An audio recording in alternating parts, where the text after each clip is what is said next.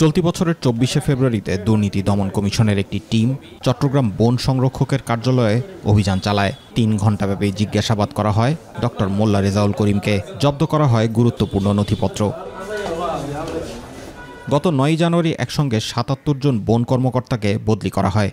দুদক জানায়, শুধু বদলি বাণিজ্যই নয়, এর আগেও ফেনীতে কর্মরত অবস্থায় ২,৩৩,০০,০০০ টাকা আত্মসাতের অভিযোগ উঠেছে এ কর্মকর্তার বিরুদ্ধে।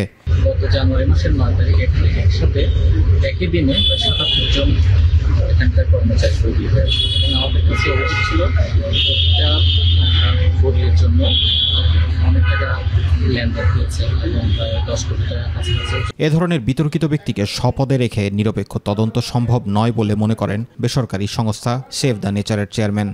মাহাতিকে আপনারা দেখেছেন গত ২১ সালে ওই যে একটা মাকে গুলি করে মারছে, বাচ্চা মায়ের পাশে কান্না করছে। সরকারের ভেবে দেখা উচিত এই ধরনের মানুষগুলো আসলে প্রকৃতি পরিবেশ জীববৈচিত্র্যের জন্য কতটা গুরুত্বপূর্ণ। তদন্ত প্রক্রিয়ার স্বচ্ছতা নিশ্চিত করতে অভিযুক্ত ব্যক্তিকে সাময়িকভাবে বরখাস্ত করাই হচ্ছে যৌক্তিক পদক্ষেপ বলে জানালেন অ্যাডিশনাল পাবলিক প্রসিকিউটর।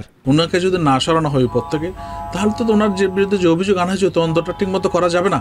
কারণ উনি তো এখানে একটা সবচেয়ে ক্ষমতাধর ব্যক্তি, একজন ক্ষমতাধর ব্যক্তিকে তার চেয়ারে রেখে তার বিরুদ্ধে তদন্ত করা এটা একটা অসম্ভব ব্যাপার বাংলাদেশে। অভিযুক্ত বন সংরক্ষকের সঙ্গে যোগাযোগের চেষ্টা করলে তিনি সরাসরি কথা বলতে রাজি হননি। তবে ফোনে দেওয়া প্রতিক্রিয়ায় বলেন, দুদক তদন্ত করছে, তারাই বলবে। আমার কাছে জিজ্ঞাসা করবেন যে আমি ১০ কোটি টাকা ঘুষ নিয়েছি কিনা, তাই সেটা আমি নিলেও কি বলবো যে নিয়েছি? আমি জানি আমি নিয়েছি কিনা, এটা তো আমি জানি। ১০ কোটি টাকা ঘুষ নিয়েছি। দুর্নীতি দমন কমিশনের কাছ থেকে তথ্য নেবেন সত্যি না মিথ্যা এটা।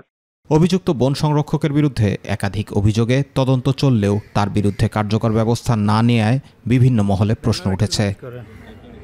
জুবায়ের রহমান, মাই টিভি নিউজ।